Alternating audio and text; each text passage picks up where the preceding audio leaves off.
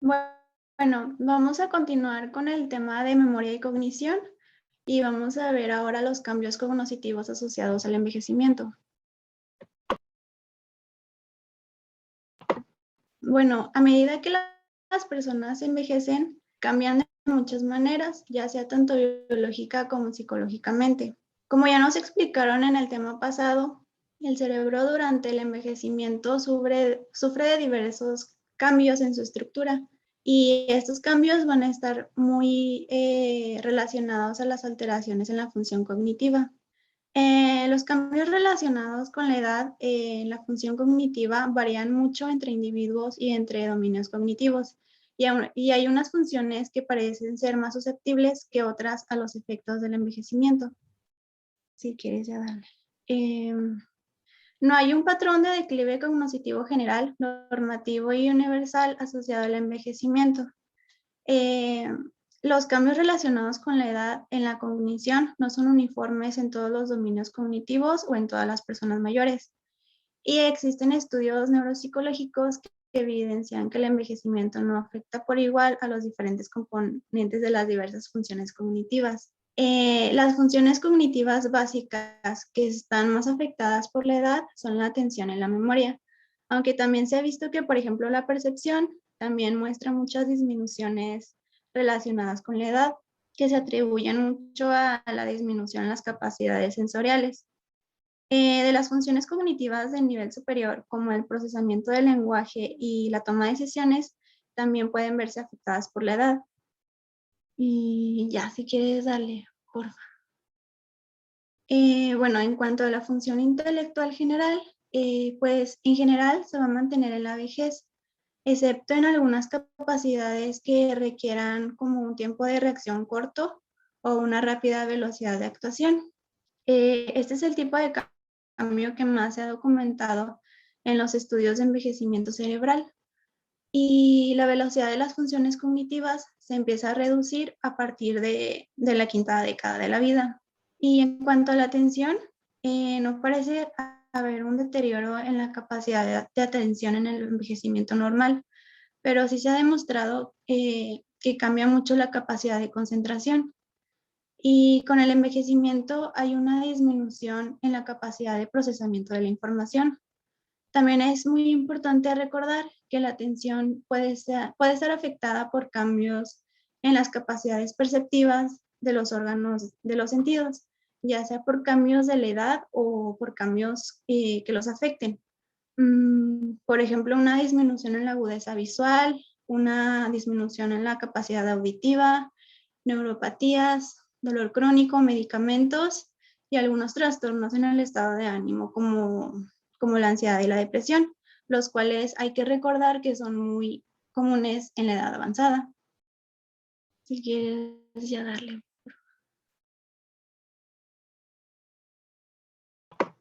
Bueno, la atención aquí yo la dividí en tres formas: la selectiva, la atención dividida y el cambio de atención, y la atención sostenida.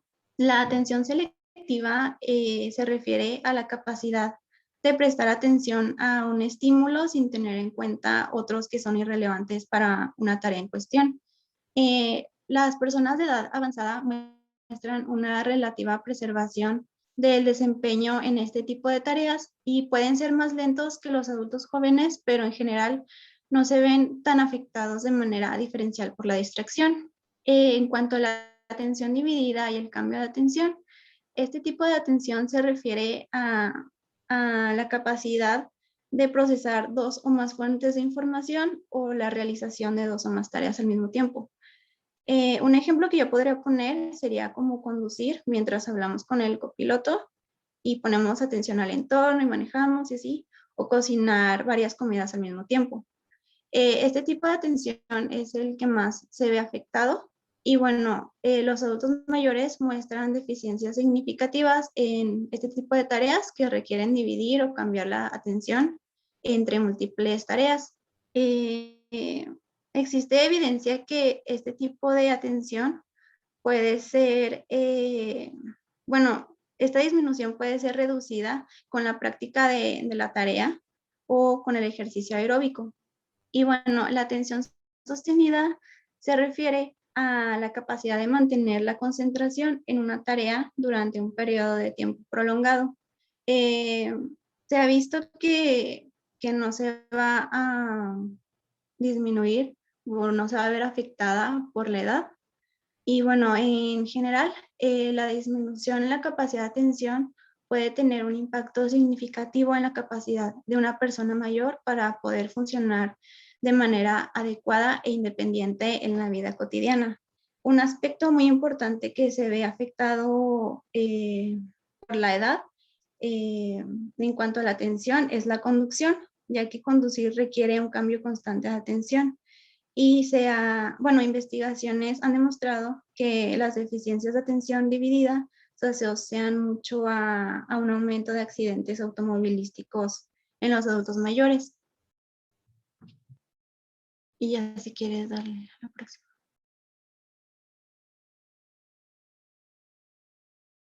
Bueno, en cuanto a la memoria, pues en general no se ve afectada en el envejecimiento normal, pero sí hay una breve disminución, mayormente en la memoria a corto plazo, y es principalmente influenciada por las alteraciones en las capacidades sensitivas ligadas a la edad. En cuanto al lenguaje, la comprensión del lenguaje permanece intacta a lo largo de la vida, pero sí se puede observar un mayor número de repetición de palabras, pausas más prolongadas en la conversación y también un mayor empleo de palabras vagas. Y también pueden tener como dificultad ocasional para encontrar palabras. Bueno, aquí yo la memoria la dividí en corto plazo y largo plazo. La memoria a corto plazo, o bueno, como ya vimos en la clase, bueno, en la clase de ayer, se puede también llamar memoria primaria, memoria de trabajo, e implica el simple mantenimiento de la información durante un corto periodo de tiempo. Un ejemplo que yo podría dar sería mantener un número de teléfono en la memoria. Y pues en general los adultos mayores muestran un déficit mínimo o nulo en la memoria a corto plazo. Y la memoria a largo plazo, aquí yo la dividí en 6 tipos. La primera es la memoria episódica. Este tipo de memoria se refiere a la memoria de eventos experimentados personalmente que ocurrieron en un lugar particular y en un momento particular. Yo como ejemplo pondría como el primer día de universidad o un cumpleaños de una persona. La memoria semántica se refiere al almacén de conocimientos generales sobre el mundo, incluida información fáctica como quién fue el presidente en tal año y el conocimiento de palabras y conceptos. La memoria autobiográfica se refiere a la memoria del pasado personal e incluye recuerdos que son de naturaleza tanto episódica como semántica. La memoria procedimental se refiere al conocimiento de habilidades y procedimientos como andar en bicicleta, tocar el piano o leer un libro. La memoria implícita se refiere al cambio en el comportamiento que ocurre como resultado de una experiencia previa, aunque uno no tiene un recuerdo consciente o explícito de esa experiencia previa. Y la memoria prospectiva se refiere a recordar hacer cosas en el futuro, como asistir a citas, devolver un libro en la biblioteca o pagar facturas a tiempo. Bueno, en general, el tipo de memoria que más se ve afectada es la memoria episódica. Es la más susceptible al daño cerebral y el tipo de memoria más afectado por el envejecimiento normal. En cuanto a la memoria autobiográfica, los detalles episódicos o contextuales específicos sobre el pasado personal se pueden ver afectados. Y también la memoria procedimental, eh, bueno, algunos componentes de las habilidades pueden disminuir. Y ya pues en general, el tipo de memoria que más se ve afectada es la memoria episódica.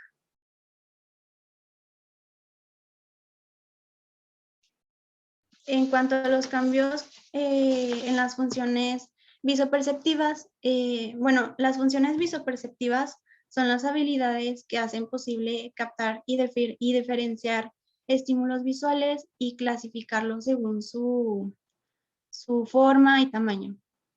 En las funciones visoperceptivas, los juicios perceptivos comienzan a disminuir a partir de los 65 años. Las funciones visoconstructivas son las capacidades para dibujar o realizar construcciones bidimensionales o tridimensionales, y pues en general estas funciones presentan un declive significativo asociado a la edad, y se considera que estas deficiencias están muy asociadas a un deterioro del hemisferio cerebral derecho. En las funciones visoespaciales, bueno, estas se refieren a la capacidad de analizar, comprender y manejar el espacio en el que vivimos, por ejemplo, leer un mapa y poder orientarnos por la ciudad. Durante el envejecimiento parece que sí existe un declive en estas funciones a partir de los últimos años de la séptima década de la vida. Ya, si quieres darle, please. Y bueno, los factores que intervienen en el cambio cognitivo son los siguientes.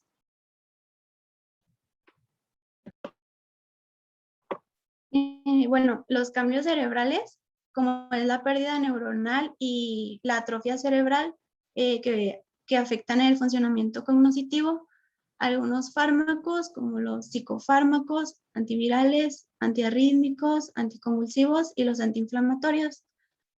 Algunos cambios perceptivos como lo son las limitaciones en la visión y la audición, y el aislamiento social. Factores psicológicos como el estado de ánimo, la ansiedad, la depresión y algunas situaciones de estrés. El estado de salud, ya que algunas enfermedades provocan un enlentecimiento en los procesos cerebrales. Factores educacionales, porque pues se dice que entre más nivel de escolaridad tiene un individuo, más lento va a ser su proceso de envejecimiento cerebral. Y bueno, estos son algunos cambios que van a afectar la función cognitiva, pero en cambio existen unos factores que van a ayudar a la función cognitiva, como es un estilo de vida activo, como actividad cognitiva, ya sea leer, pintar, escribir, hacer crucigramas o cosas de ese estilo, o ya sea actividad física, como realizar un deporte o caminar constantemente. Y ya, si quieres darle. Doctor, disculpe, una pregunta. ¿Cómo un antiviral hace que un individuo tenga baja en su capacidad cognitiva? Ok, muy buena pregunta. Voy a poner un ejemplo. De antivirales que yo sepa, hay uno que es el Caletra, que producen los pacientes que tienen VIH problemas cognitivos, pero déjeme ampliar esta pregunta. Por ejemplo, ustedes conocen un medicamento que se usa para tratar crisis convulsivas que se llama topiramato. ¿Se han escuchado hablar de él? Sí. Muy bien. El topiramato, que es un medicamento que se emplea para controlar crisis convulsivas de todo tipo, es un anticomicial de amplio espectro, tiene un efecto en el sistema límbico que se descubrió como unos 10 años después, ¿sí? Y el efecto que tiene es que bloquea una de las vías colinérgicas.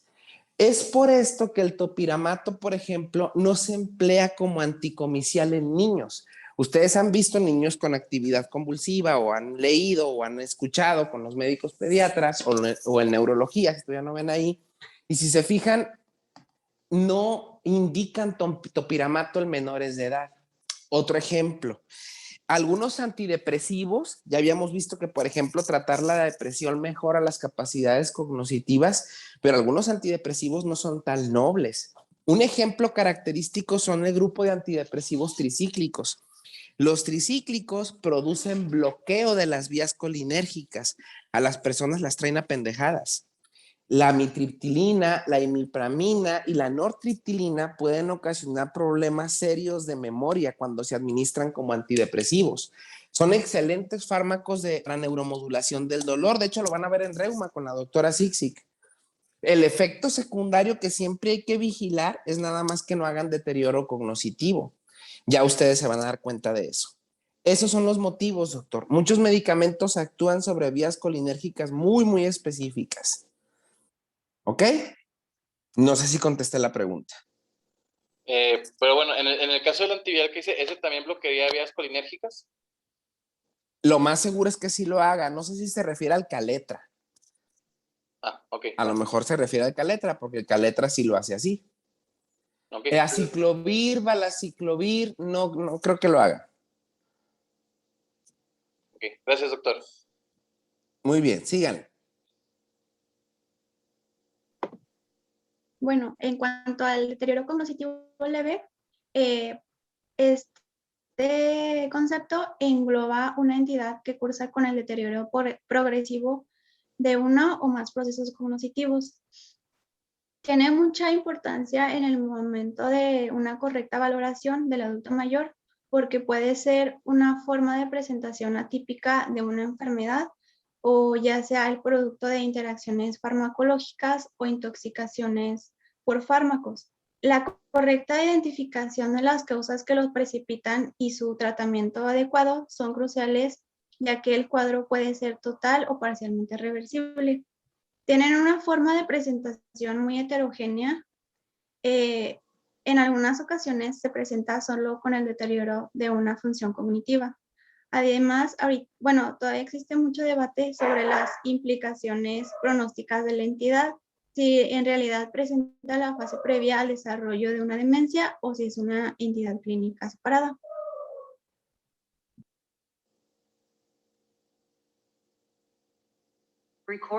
Bueno, en cuanto a la falla de memoria asociada con la edad, pues es una disminución en las capacidades de memoria que causa alteraciones en las actividades intelectuales con déficits modestos en el comportamiento del individuo comparados con la demencia. El deterioro cognitivo leve con componente amnésico, bueno, los criterios para esta entidad establecen que debe de haber quejas en la memoria del sujeto. Estas quejas deben de ser corroboradas por un familiar. El resultado de las pruebas neuropsicológicas debe estar por debajo de 1.5 desviaciones estándar, por debajo de la normalidad, de acuerdo a la edad y al grado de escolaridad del individuo.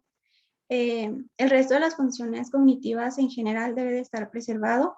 No deben de existir cambios en las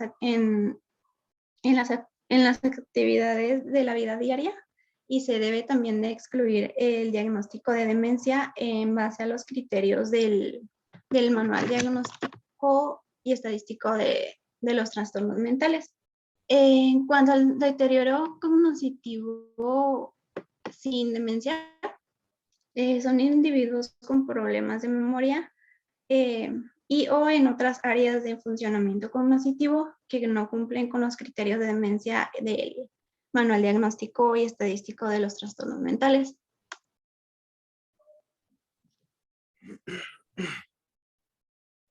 Sí, bueno, sí me oigo. Sí, sí se oye. Sí. Muy bien. Vamos a continuar con la evaluación del paciente con deterioro cognitivo. Siguiente, por favor. A ver, Antes que nada, vamos. hay un tema aparte de deterioro cognitivo leve. ¿Sigue ese tema? Sí, de la evaluación. A ver. Es de la evaluación de las funciones cognitivas. Ok. Nos dicen el temario como tal, que hay otro equipo que va a dar este tema, ¿no? Sí, así es. Por eso me llamó la atención que pusiera eso. Les digo que no leen el temario. Nada más leen la parte que les va a tocar. Me los imagino diciendo, oye, te tocó esta parte del tema. Perfecto, déjame ver a ver qué es lo que dice. Lean el temario.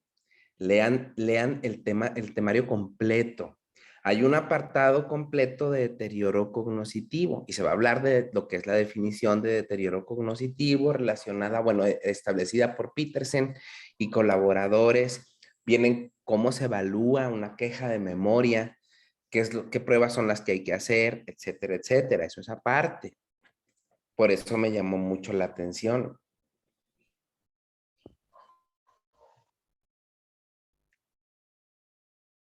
Ok. Sí. A ver, doctor, ¿qué es lo que trae? A ver, dele. Déjeme ver sus diapositivas. Sí. Sí, eso lo vamos a ver en deterioro cognitivo leve. Lo podríamos ver ahorita, pero si lo vamos a ver ahorita, ya no lo veríamos después.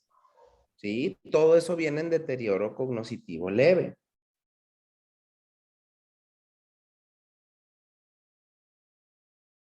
Sí. Bueno, esas eran las diapositivas. A ver, ¿qué tema sigue? Envejecimiento de los órganos de los sentidos, ¿verdad? Sí, doctor, si gusta proyectamos ya. Sí, de una vez.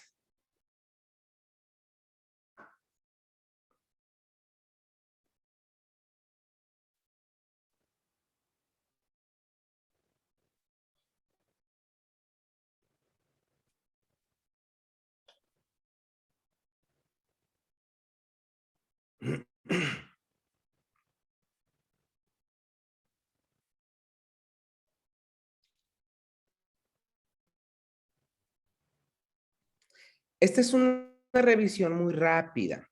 Hay que irse rápido aquí, nada más quiero que vean los puntos más importantes de lo que vieron ustedes, sobre todo en otorrino y oftalmo. Esa es la idea de ver esto, de revisar algunos puntos que vieron en otorrino y en oftalmo para que no los pierdan de perspectiva. Ya vieron otorrino y oftalmo, ¿no? Sí. Sí, doctor.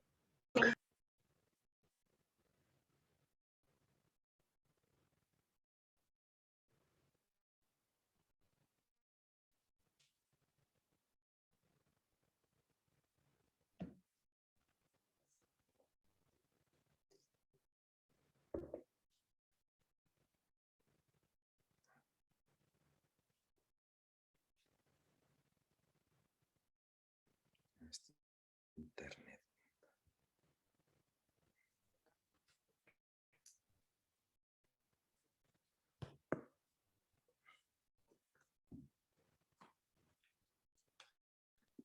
¿Alguno del equipo podría proyectar? Porque mi internet está muy lento y parece que no, se tarda mucho en proyecto. compartirlo. Gracias, déjalo.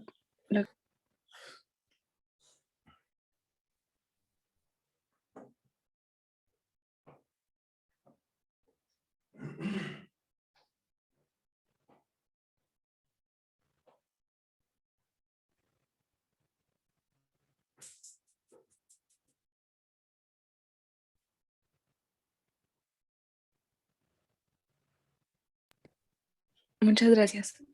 Bueno, buenos días. Mi nombre es Carla Rodríguez y el día de hoy vamos a presentar envejecimiento de los órganos de los sentidos. Este tema lo vamos a presentar, mi nombre es Carla Lucero Rodríguez Flores. También va a participar Antonio Humberto Sánchez Mafiodo, Luis Ayala Montelongo y Osvaldo Uscanga Rodríguez. ¿Le puedes dar, por favor? Lo fundamental que tenemos que conocer desde el principio del tema es que el envejecimiento va a estar caracterizado precisamente por la disminución de la percepción sensorial. Esto puede deberse a factores diferentes como procesos intrínsecos del envejecimiento, los efectos ambientales acumulados que pueden favorecer estos procesos intrínsecos y también se pueden exacerbar en el caso de una manifestación de la enfermedad. Lo más importante, ¿le das por favor? Que tengamos en cuenta es que el impacto de esta disminución de la percepción sensorial va a generar una discapacidad funcional. ¿Le das otra? Particularmente, la disminución de la capacidad funcional se va a ver afectada sobre todo en la esfera de la comunicación social. Es muy importante que tengamos en cuenta que los pacientes de edad avanzada, cuando presentan disminución de los sentidos, también van a tender a aislarse. Esto para no manifestar que tienen esta pérdida sensorial y esto puede contribuir tanto a deterioro emocional como deterioro orgánico. Igualmente, la pérdida de los sentidos va a tener un efecto sinérgico, es decir, que al tener una disminución de la capacidad visual o la capacidad auditiva, va a contribuir a que el anciano tenga un mayor riesgo de sufrir precisamente estas afecciones, ya sea de tipo emocional u orgánico. ¿Le das, por favor? Y aquí lo que vemos es una gráfica que lo más importante es que identifiquemos que a mayor edad vamos a tener una mayor pérdida sensorial, como lo podemos ver aquí reflejado en el caso de la disminución de la visión y la disminución de la capacidad. Sí, dígale, doctora. Gracias, doctor. De la capacidad auditiva tanto en hombres como en mujeres. Entonces, a mayor edad, menor capacidad perceptiva y eso aumenta la susceptibilidad del paciente para tener afección tanto emocional como orgánica. ¿Le das, por favor? Y bueno, en este tema vamos a evaluar los cambios estructurales y funcionales del ojo, los cambios estructurales y funcionales del oído, algunas de las enfermedades principales y también vamos a ver los puntos más relevantes del gusto y el olfato. Para comenzar, vamos a ver ojo. ¿Le puedes dar, por favor? Y particularmente vamos a empezar con los cambios estructurales. Aquí lo primero que hay que tener en cuenta es que la visión tiene dos componentes. De manera general tenemos el componente óptico que va a estar conformado por la córnea, la pupila, el cristalino, el humor acuoso e igualmente el humor vítreo. Este componente es fundamental porque se va a encargar de la refracción de la luz, mientras que el componente neural nos vamos a referir principalmente a la retina y al nervio óptico. ¿Le das dos, por favor, Osvaldo?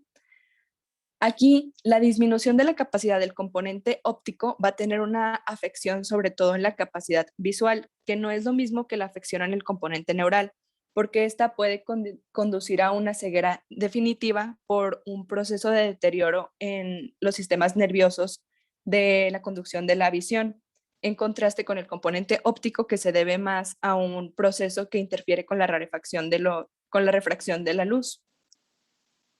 ¿Le puedes dar, por favor? Doctor, yo aquí tengo una pregunta, por lo que se me hizo muy raro lo que acaba de decir Carla.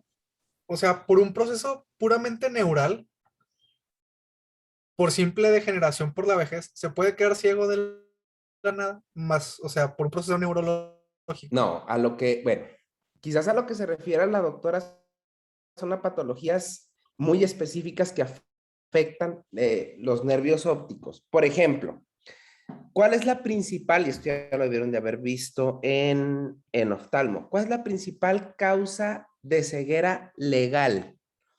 Que es cuando sabemos que las personas pierden por completo el sentido de la vista en adultos mayores. Y es un proceso meramente degenerativo. Catarata. La catarata no es una causa de ceguera legal porque es la principal causa de ceguera reversible, ¿sí? Pero ¿qué enfermedad afecta directamente el nervio óptico, específicamente la retina, y causa ceguera irreversible? Y es muy frecuente en adultos mayores. Retinopatía. No es la retinopatía diabética. La retinopatía diabética es una enfermedad meramente secundaria. O sea, sí es cierto, es la principal causa de ceguera secundaria, pero primaria en adultos mayores, ¿cuál es? Degeneración Por eso macular. ¿Cuál? Degeneración macular, ¿no? La degeneración macular o enfermedad macular está relacionada con la edad. Eso es correcto, de las cuales hay dos tipos, una exudativa y una seca. Ese, doctor, es un proceso degenerativo exclusivo del nervio óptico y por eso produce ceguera total. Hay otros que son congénitos, que él me da un ejemplo, pero no producen ceguera a edades tardías, sino más bien pues entre maduras y tempranas. Hombre, ¿La galactosémica? si la doctora los trae en chinga, ¿les da la doctora Núñez todavía clases o el doctor Gittings? Gittings, ok. ¿Qué enfermedad congénita puede producir ceguera total? Empieza con R, la primera palabra, y la segunda con P. Retinosis pigmentaria. La retinosis pigmentaria produce ceguera total y no hay tratamiento para eso. Es una enfermedad meramente degenerativa también. A eso creo yo que se refiere la doctora. No sé si estoy bien, doctora. ¿A eso se refería? Sí, a eso me refería, a un proceso neurológico, pero propiamente los componentes ópticos, no al sistema nervioso central. Ok, muy bien. Hay algunas enfermedades degenerativas del sistema nervioso central que sí pueden comprometer los nervios ópticos. Hay una enfermedad por ahí que se llama CADASIL, que es un proceso pues no es meramente degenerativo, es un proceso también secundario, se relaciona con crisis hipertensivas muy importantes. Otro de ellos es la esclerosis múltiple focal, cuando afecta también áreas posteriores del cerebro, específicamente en los lóbulos occipitales, puede producir una ceguera total. ¿Ok? Bueno, a ver, sígale, doctora. Muy bien. También puede haber cambios a nivel del sistema nervioso central, que era la parte que seguía principalmente, ya sea desde el nivel del nervio óptico hasta la corteza visual primaria. Esto es importante porque, como vamos a ver más adelante en la presentación, los cambios estructurales que suceden en la corteza visual primaria se caracterizan sobre todo por disminución de las neuronas y por un adelgazamiento de las mismas. Esto va a dificultar el proceso de integración de información visual y pues obviamente va a disminuir la capacidad de percepción del anciano. ¿Le puedes dar, por favor?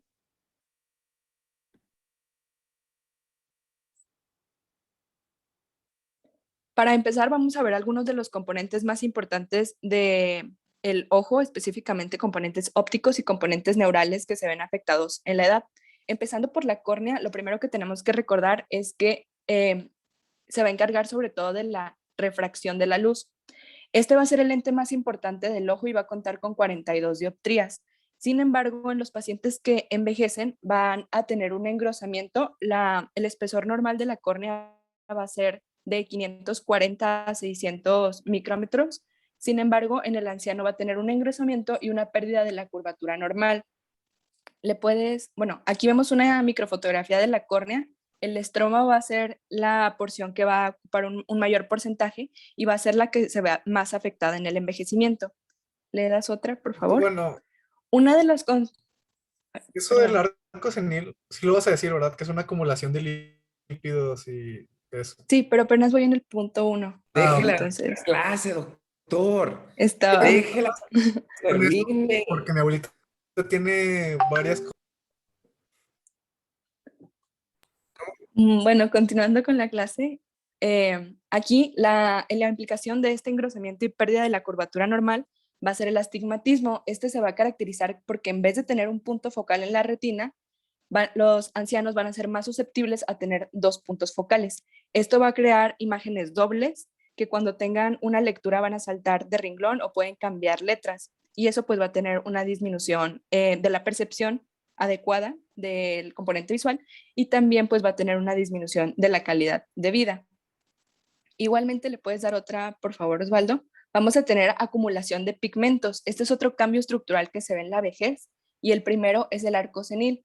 Este se va a localizar en la porción de unión entre la esclera y la córnea, generalmente externa, y va a ser un acúmulo de colesterol.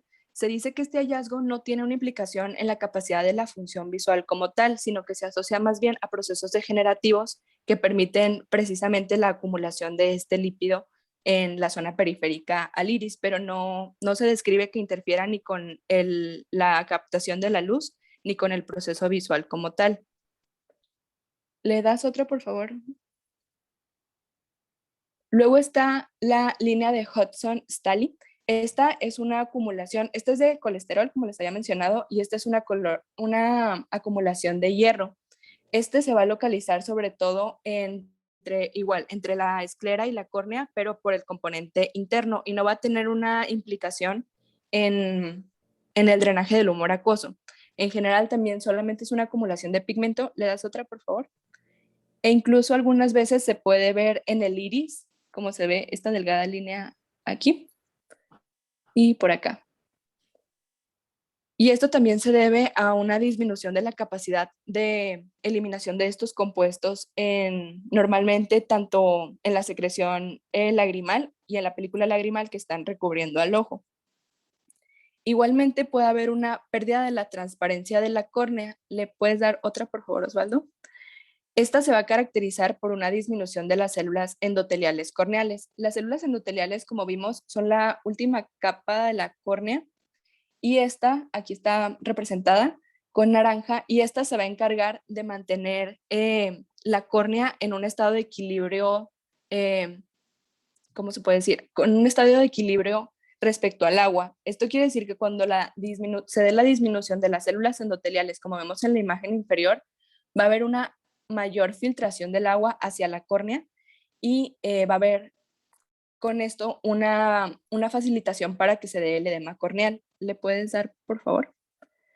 Aquí la imagen que vemos es precisamente de este edema corneal, que es la acumulación de líquido en la córnea por una disminución de las células endoteliales y se caracteriza pues por esta opacidad que se da en la córnea. ¿Hay alguna pregunta hasta acá? ¿No? ¿Le das, por favor? Otro cambio estructural de la córnea es la pérdida de las células epiteliales y la disminución gradual del metabolismo corneal. Aquí específicamente va a sufrir un adelgazamiento, pero a nivel celular, específicamente en la capa endotelial y de manera periférica. Esto también va a contribuir a esta pérdida de la curvatura normal que hablábamos anteriormente y pues también consecuentemente al astigmatismo. Otro cambio estructural que se puede ver es la degeneración esferoidal. Esta también es llamada queratitis actínica. Este es un cambio que se da principalmente en la cápsula de Bowman y se debe a la actuación de los rayos ultravioleta o la actuación de la luz que se ve reflejada tanto en la nieve como en la arena y puede causar una disminución del estroma en puntos focales, causando precisamente esta queratitis actínica. Y finalmente, el último cambio estructural es la sensibilidad corneal y conjuntival disminuida. Esto sobre todo estímulos químicos y mecánicos. La implicación de esto es que los pacientes tienen una menor capacidad, más bien una disminución en la velocidad de reacción cuando se presentan determinados estímulos químicos. Esto quiere decir que, por ejemplo, si se ven afectados por una quemadura, es más factible que tengan una lesión más profunda que un paciente joven porque su velocidad de reacción al estímulo va a ser más lenta. No, nada más Y una quemadura, doctora. Por ejemplo, ¿alguna vez alguien de ustedes ha entrado alguna basurita en el ojo? ¿Sí? El hecho de que el ojo se irrite, lagrimee y sea tan molesto, pero tan molesto que tengan la necesidad de tratar de retirarlo, es más una pestaña nada más.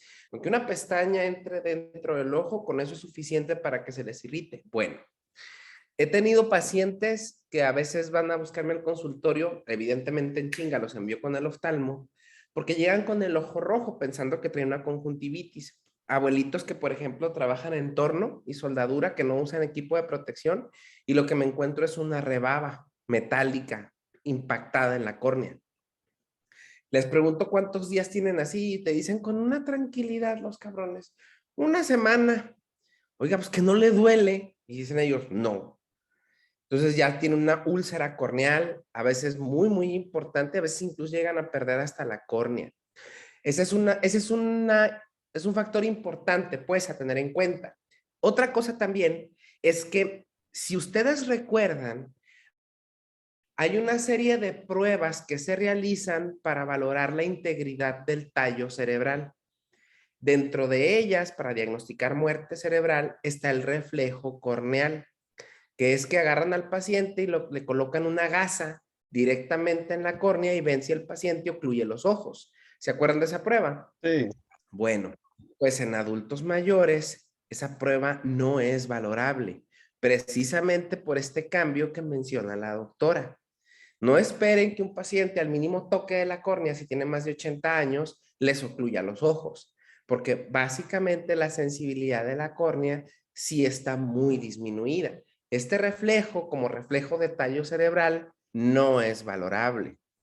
Ahora, evidentemente, dependerá de la intensidad con la que le aplasten el ojo al individuo, ¿verdad? Si le hunden el pulgar en la córnea, huevo va a tener que cerrarlo. En teoría, el reflejo es nada más al toque, muy despacito se toca la córnea con una gasita. Sí, de hecho, tendría que ser un material que no deje fibras, precisamente para no lastimar la córnea. Por eso es que cobra importancia mencionar este cambio asociado al envejecimiento. ¿Ok? Muy bien, síganle. hay este reflejo corneal lo que evalúa es la integridad de la intercomunicación entre el par 5 en su rama, bueno, que es el trigémino en su rama oftálmica, y el 7 que es el orbicular del ojo. Lo que tienen estos pacientes, como les comentaba, es una disminución en la velocidad de conducción nerviosa, específicamente porque sobre todo estos estímulos muy finos tienen aumentados los umbrales para la sensibilidad. Entonces, es esto que comenta el doctor, que es más difícil para ellos con un estímulo tan delicado poder desencadenar esta respuesta de interconexión entre los pares. Y bueno, también tiene una respuesta más lenta. ¿Le puedes dar, por favor, Osvaldo?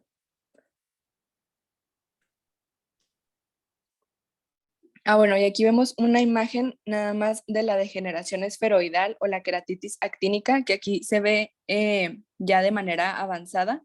Esto es importante porque tanto las úlceras corneales como la queratitis actínica, cuando ya es avanzada, pueden conducir a la pérdida de la integridad de la córnea, es decir, una úlcera profunda que comprometa permanentemente la visión. ¿Le puedes dar, por favor?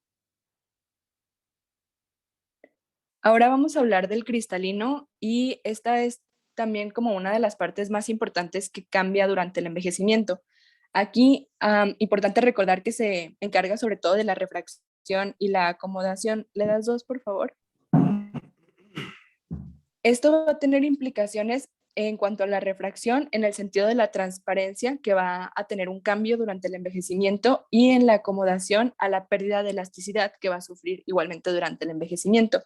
Recordar que el cristalino se va a conformar sobre todo de un núcleo, una corteza y una cápsula. Esto es importante con los cambios que iremos viendo a lo largo de la presentación. Lo principal que se da durante el envejecimiento, que se asocia al componente óptico del cristalino, es el incremento de la opacidad, como les comentaba, y la pérdida de la elasticidad. ¿Le das 2, por favor?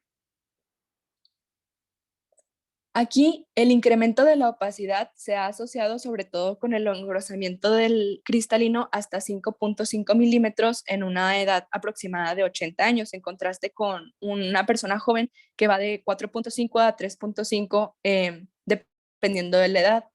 Esto se da sobre todo por un incremento de las cápsulas de las células epiteliales en la cápsula. Las células madres se encuentran en el ecuador, pero estas migran sobre todo a la cápsula anterior y esto pues hace un consecutivo engrosamiento. Esto se ve reflejado con un incremento del grosor de la corteza en una relación de 7:1 en comparación con el núcleo. Sin embargo, el núcleo también tiene cambios muy particulares que vamos a ver más adelante, que es de hecho lo que hace a un paciente susceptible a que con el paso del tiempo tenga una catarata senil. ¿Le das otra, por favor, Osvaldo?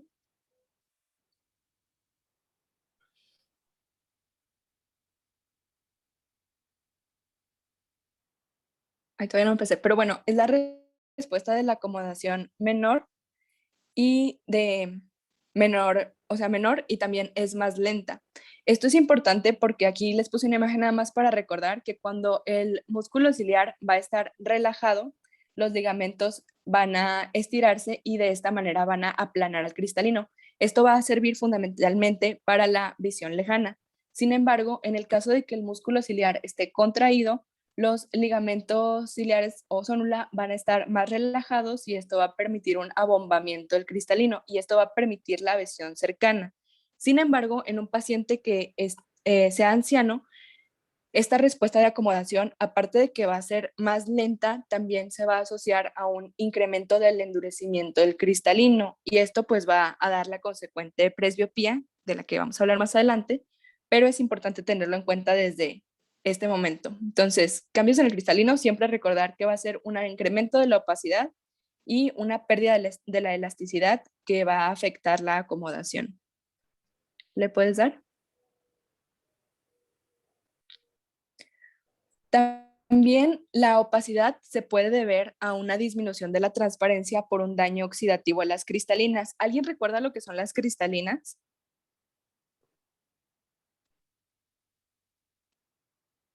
Son un grillo. Bueno, las cristalinas son proteínas que se encuentran dentro de todo el cristalino. En general son las proteínas estructurales del mismo y permiten la transparencia. Hay diferentes tipos, alfa, beta y gamma. Y lo que pasa con estas cristalinas específicamente en el núcleo es que se cree que durante el envejecimiento se forma una barrera. ¿Le das otra, por favor? Creo que traigo una imagen. Bueno, si no, aquí la dibujo. Se forma una barrera entre el núcleo y el cristalino en general y esto va a dificultar el proceso de paso del glutatión reductasa hacia el núcleo. Es decir, que el glutatión reductasa ya se va a encontrar en concentraciones disminuidas en el núcleo. Esto va a hacer que las cristalinas tengan más susceptibilidad al daño oxidativo. Cuando estas se oxidan, generan un aumento de los cromófobos amarillos. Estos pigmentos van a causar 3 lesiones fundamentales, que es aumentar al triple la densidad óptica, es decir, que se va a hacer opaco, van a causar dispersión de la luz, específicamente en el espectro amarillo y azul, y también va a disminuir la transmisión de la luz hasta en el 20% de los casos. Este conocimiento de cambios estructurales es fundamental para entender la fisiopatología de la catarata, donde la catarata más frecuentemente asociada a la edad y de mayor prevalencia es la catarata senil. El cambio que se da aquí es fundamentalmente en el núcleo y es debido a estos cambios que les mencionaba. Además, también vamos a tener implicaciones de estos cambios en el índice de refracción. Ya vimos el poder de refracción, que es la capacidad de que la luz converja en un determinado punto gracias a los lentes. Sin embargo, el índice de refracción se refiere a la velocidad con la que la luz puede atravesar los lentes para llegar a la retina. Cuando hay un aumento de la densidad, específicamente el cristalino va a tener un aumento en el índice de refracción. Esto quiere decir que la velocidad a la que se transmite la luz va a ser más lenta y esto pues también va a tener una disminución de la percepción sensorial en el adulto mayor. ¿Le puedes dar, por favor? Ahora vamos a hablar de la presbiopía, que es un cambio que se da durante el envejecimiento que está asociado a todos estos cambios estructurales. Lo vamos a revisar muy rápidamente. Básicamente se va a deber al endurecimiento del cristalino porque progresivamente se van a poner más capas en el cristalino, específicamente en la corteza, y esto va a disminuir la susceptibilidad de cambio morfológico del cristalino durante el proceso de acomodación. Además, va a haber un incremento de los puentes cruzados de colágeno. La presbiopía, simplemente asociada al envejecimiento, es un cambio que va a producir hipermetropía. Esto va a ser una dificultad en la visualización de las estructuras que se encuentran cerca al ojo. Aquí es importante ver en la gráfica cómo la acomodación va disminuyendo a medida que la edad aumenta. Esto se produce porque el punto focal, que es la distancia mínima a la que se debe poner un objeto frente a nuestros ojos para que sea percibido por la retina, va a ir aumentando con la edad. Progresivamente tenemos que ponerlo más lejos porque el grado de acomodación que tenemos es menor. Y este punto de focal o punto de enfoque aumenta aproximadamente 10 veces a lo largo de la vida. Como vemos en la gráfica, la acomodación está muy disminuida en la edad anciana. Aquí los pacientes, como el síntoma cardinal que van a tener es que se van a alejar los objetos precisamente para aumentar el punto focal y que de esta manera como compensar la hipermetropía que tienen y poder visualizar el objeto adecuadamente. Así como El tratamiento para... Perdón, es que me falta brazo. Ya llega un momento, ya a mis más de 40 años, te das cuenta que te falta brazo. Agarras una chingadera y le tienes que estirar así el brazo. Y como estoy bien chaparro, todavía me falta más brazo a mí. Ok, a ver, y luego. Y el tratamiento para esto son lentes convexos que dependiendo de la década van a aumentar progresivamente. Estos lentes convexos también se llaman convergentes y van a tener una capacidad, pues sí, positiva como de hacer que los rayos incidan adecuadamente en la retina, y de 40 a 50 pues va a ser una dioptría, de 50 a 60 2 dioptrías y más de 60 3 dioptrías. Entonces, este cambio de las dioptrías está asociado precisamente a esta pérdida progresiva de la acomodación y a un endurecimiento del cristalino. Así es. Muy bien. De hecho, es el último alarido de la moda en cuanto a óptica se refiere. Son los lentes progresivos. Antes, si ustedes recordarán, había unos lentes que eran bifocales. Todavía los hacen. Hay lentes bifocales que tienen dos focos. Yo cuando los dinosaurios corrían por el campo, que era joven, podía ver dos moscas besándose a la otra cuadra. Estaba bien chingón. Pero ahora ya no, o sea, ni de cerca ni de lejos. Es lo que le conocen los oftalmólogos como la venganza del miope. La gente que siempre ha usado lentes, sí, está acostumbrada a ver el mundo de cerca. De hecho, siempre suelen ser, no es la generalidad, gente algo introspectiva, algo reservada, algo tímida, etcétera. Los hipermétropes, no, nos vale madre, vamos por la vida aventando desmadre. Pero llegó un momento en que ni de cerca ni de lejos, a diferencia del miope, el miope siempre ha lidiado con el esfuerzo de tener que acercarse los objetos a la cara para poderlos ver bien. En cambio, los hipermétropes ya no la appellation. O sea, llega un momento en que ya ni de cerca ni de lejos, güey, enfocas. Esa es la bronca. Y eso pasa conforme va pasando, pues, tristemente la edad. Así sucede. Ok, sígale. Muy bien. ¿Le das otra, por favor, Osvaldo? Bueno, este proceso de la presbiopía se puede ver acelerado, como les comentaba al inicio de la presentación, específicamente cuando hay climas áridos, como aquí en la laguna, porque esto además tiene consecuencias per se en la lubricación del ojo y además pues favorece la producción de las células epiteliales que migran a la cápsula anterior y favorece el endurecimiento del cristalino antes de la década de los 40. O sea, no, antes van a tener que usar lentes, pero el cambio fisiopatológico o estructural que sucede en los pacientes va a ser más temprano, sobre todo asociado a climas áridos. Y le puedes dar otra, por favor.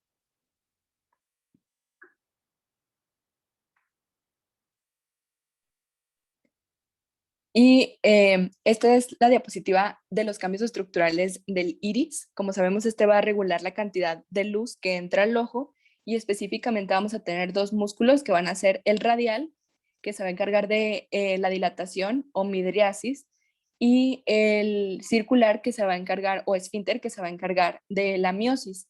En los pacientes, bueno, como sabemos, para que la pupila tenga determinado diámetro, va a ser como una conjugación o un equilibrio entre el radial y el esfínter. Sin embargo, en los pacientes ancianos van a tener miosis senil. Esto se debe principalmente a una atrofia del músculo radial, que va a ser este. Entonces, si hay una atrofia de este músculo, va a haber una disminución de la midriasis y un aumento de la miosis por una mayor contracción o actividad del músculo esfínter del ojo. También este cambio sí va a tener un impacto en la cantidad de luz que entra a la pupila, porque va a haber una reducción de hasta 1/3 de la cantidad de luz que entra. Y de hecho, esto también tiene implicaciones en los cambios adaptativos que sufrimos cuando nos encontramos en un ambiente con abundante iluminación o con deficiente de la misma. Aquí son ambientes oscuros y como vemos con el aumento de la edad, lo que va a pasar es que va a haber una disminución progresiva del aumento del diámetro pupilar en comparación con los ambientes lumínicos que se mantienen. Si se fijan, la curva aquí es muy pronunciada porque es este músculo el que se afecta, bueno, el músculo radial, pero aquí la curva no tiene una pendiente tan pronunciada porque el músculo esfínter o circular va a mantenerse con mayor integridad que el radial.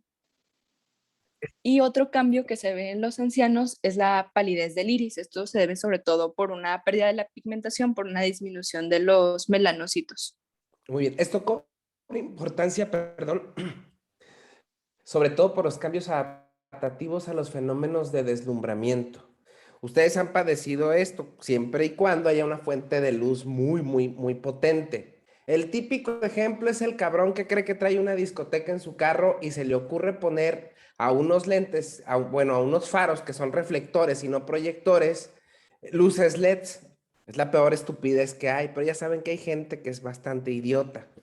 Entonces vas manejando y de repente un cabrón buchón se te acerca con su camioneta pensando que quiere iluminar todo Torreón y básicamente te deslumbra. Si han tenido esa sensación, esa es la misma sensación que tienen los adultos mayores cuando sufren cambios bruscos de luz, porque no pueden regular de la misma manera que lo hacemos nosotros la cantidad de luz que llega a la retina, precisamente por la pérdida del músculo radial, la pérdida funcional del músculo radial. Por eso a los viejitos se les ven las pupilas chiquitas. Esa miosis que hay altera la capacidad que tienen de regular la luz que entra.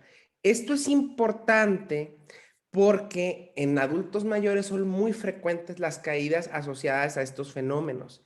Si a eso le agregan los cambios de opacidad en el cristalino que hay, todavía aparte de que la luz entra de manera brusca y en gran cantidad, entra difuminada, ¿sí? Por los cambios de opacidad del cristalino.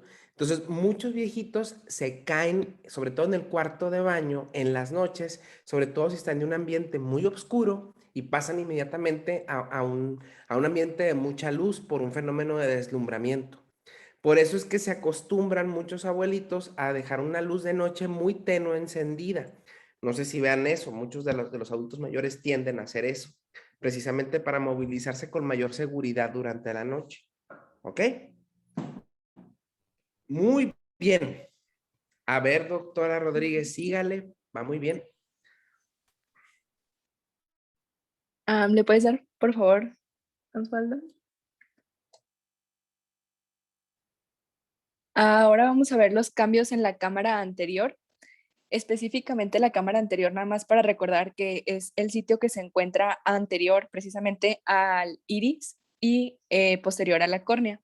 Aquí los pacientes van a tener una disminución del tamaño en este sitio, que es este específicamente, y esto se va a asociar tanto por un engrosamiento de la córnea como por un engrosamiento del cristalino. El cristalino puede incidir ejerciendo presión sobre el iris y el iris se puede hacer todavía más anterior y esto puede todavía disminuir aún más el tamaño de la cámara anterior.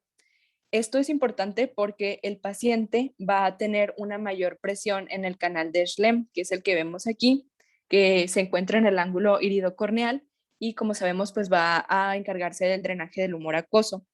Cuando hay una mayor presión en el canal de Schlemm, va a haber una tendencia a un aumento de la presión intraocular.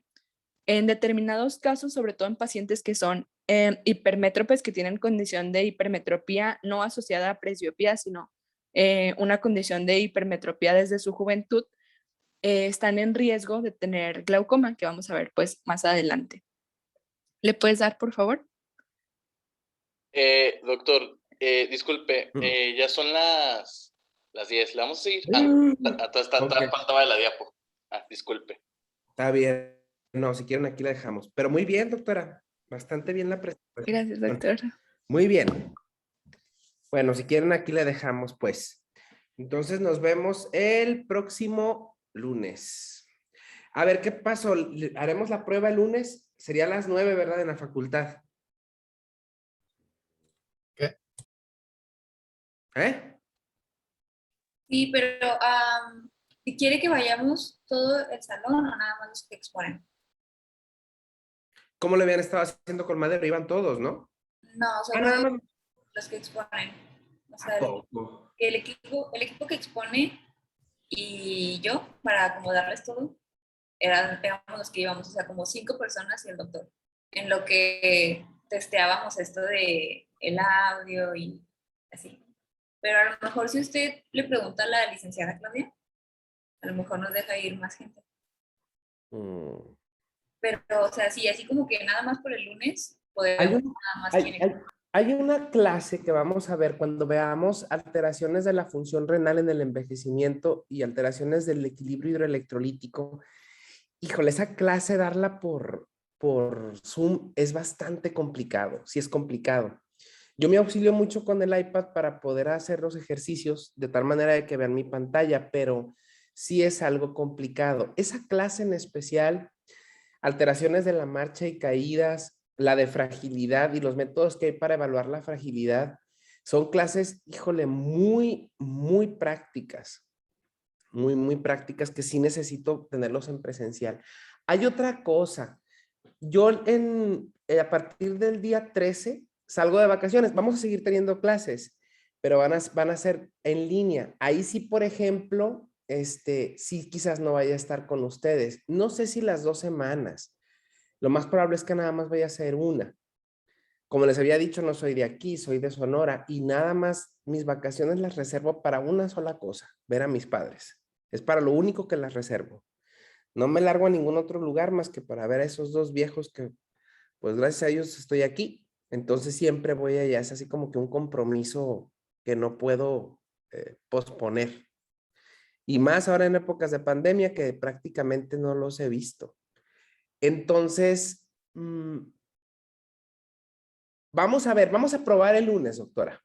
Vamos a ver qué tal funciona el internet en la escuela. Y si quieren, sí, así lo hacemos. Vayan los del equipo nada más. Y ahí platicamos. ¿Hecho?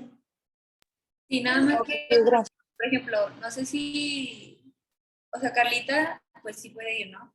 Pero no sé si el otro equipo, los integrantes del equipo del salón de Jaso estén de acuerdo con eso. ¿Sí pueden ir, muchachos? ¿O no? Pues yo sí puedo ir, nada más pues, que me pidan que vaya y voy. Le pedimos que vaya, doctor. No. Muy atentamente, de verdad. No, pues yo que el salón. ¿Quiere Pues, flores? venga de acuerdo. Bueno, esto es una suculenta. Por favor, vaya, doctor, vaya. ¿Quién más? ¿A quién más le Así tengo como que decir pedir? que no. ¿Eh? Así, ¿A sí, quién ¿cómo más le dice que tengo no? que decir que pedir que vaya? ¿Quién más falta? Pues en el equipo es Mafiodo, pero Mafiodo yo creo que tampoco tiene problema con ir. Ya también fuimos a endocrino y es Luis Ayala, no sé si esté en la sesión. Pues yo digo que sí, pero ahí Pero veo si no me atrasa el autobús, el camión. Yo porque digo que sí. le pago el Uber, doctor. Váyase en Uber. Ah, está bien, está bien. ¿Dónde vive, doctor? Ah, por PVC, más o menos. ¿En dónde? Por PVC. Ay, vive muy cerca, doctor. Pasan todos los pinches camiones ahí del mundo por el Boulevard Revolución. Doc, yo vivo lejos. Doctor, ya ¿Quién cambió un dijo? PVC, ya está en otro lado. Ah, sí es Por, cierto. Perdónenme la vida, les digo que ya estoy viejo. Sí es cierto. La PVC ahora está en Ciudad Universitaria, ¿verdad? ¿O no? no, por Serena Triana, más o menos. Por esos rumbos. Por la Merced. Ah, sí es cierto. Ya me acordé, porque sí es cierto, tienen ustedes razón. Ya me Doc, acordé. yo no puedo ir. ¿Eh? Yo no podría ir. Soy de San Pedro. ¿Y Y no que San tengo. Pedro está alejado de la civilización? La verdad es que sí, un poco. Y pues está complicado porque después tengo otras clases en línea y pues está bastante difícil el después conectarme. Bueno, ok, entonces si es así, pues entonces mejor no, de seguimos en línea. Nada más prepárense pues los equipos que tienen para ver, a ver si coincide, que esté aquí yo, espero que sí, para ver alteraciones de los electrolitos, sobre todo sodio y potasio, para ver si pueden ir a la facultad, ténganlo en cuenta. Sigue alteraciones de los órganos de los sentidos y luego ¿qué sigue? Precisamente eso, alteraciones de la función renal. Creo que sí. Sí, doctor, sigue eso. Alteraciones y los electrolitos. Ok. A ver, igual y si se puede. Igual ya a lo mejor todavía voy a estar aquí. Entonces, nada más ténganlo en cuenta. Yo creo que terminamos esto de los sentidos esta semana que viene. Entonces, ver si es posible para la otra semana. ¿Ok? Muy bien. Pues entonces seguimos en línea, pues, vaya. En Doctor, conclusión. entonces el lunes no vamos a ir a hacer la prueba porque No, Max, doctora. ya sé que no puede ir, pero no es de nuestro equipo. O sea, los que Ah. son de nuestro equipo, o sea, Ayala, Uscanga, Antonio, Mafiodo y yo. Ah, entonces ustedes sí pueden. Ah, bueno, pues entonces nos vemos ahí en la escuela para hacer la prueba. Doctor, pero nuestro equipo es el que sigue. Ok. O sea, Entonces, usted el que dijo, Max, sí, Max fue el que dijo, yo no puedo de plano. es que sí está complicado. Son como más de una hora de camino, como 2 horas. Sí, Y luego yo sé, eso créame que lo entiendo. casi 200 pesos o más. Sí, eso créame que yo lo entiendo, sí sé que es complicado. Trabajo. Bueno, no, pues ni pedo, pues ni modo, las damos en línea. Ni pedo, dijo el tapado. Está bien. Pues bueno, entonces el lunes nos vemos, pues médicos, y ya le seguimos después en línea para hacer las pruebas. A ver si con alteraciones de la marcha y caídas no hay ningún sanpetrino. Si quieren, si alguien es de San Pedro, si alguien es de Lequeitio, de cualquier rancho periférico. Yo era de rancho, doctor, no tengo nada contra los ranchos. Yo vivía en Rancho Moros cuando estudiaba en la Facultad de Medicina. No está tan lejos como San Pedro, pero sí sé lo que implica moverse, ¿sí? Vivía ahí cerca del Galeme. Entonces, sí sé lo que implica moverse. Pero si a alguien le tocan esos temas y es de fuera, de preferencia, mejor cámbienlos para ver si es posible ver esos temas ahí en la facultad. De cualquier manera van a estar yendo al hospital a partir, ya que terminemos de ver todos los módulos de introducción, que ya más o menos tengan idea de a qué me refiero cuando estamos en consulta, ya van a empezar a ir al hospital en grupos de 2 personas para ver la consulta. ¿Sí están de acuerdo con ir al hospital, verdad o no? Sí, doctor. Sí, Sí, doctor. sí. Sí, doc. Bueno, ¿de acuerdo? Aquí entra ya Demon Slayer ahí. Muy bien, bueno. Cuídense mucho. Nos vemos el lunes, ahí en la escuela, 9 de la mañana. Gracias, doctor, igualmente. Gracias, doctor. Hasta luego. Doctor. Nos vemos, doctor. Bye.